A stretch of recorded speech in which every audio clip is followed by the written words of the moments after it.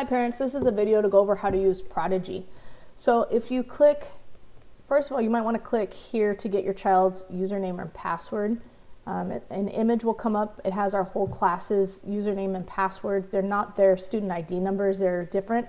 So you're gonna have to find your child and just go across, see their username, see their password. And then what you'll do, you'll go here to Prodigy to the link. It will bring this up and you'll just type whatever was on there for your child's username.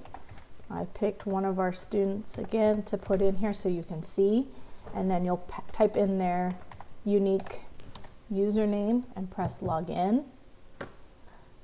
And after that comes up, it's a game, it's a math game where they can go through and earn different achievements for math. I like it as a parent. What does your wizard gives you look different like? Reports.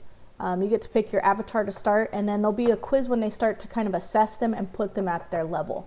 I hope that helps with your child getting into Prodigy if you choose to use it.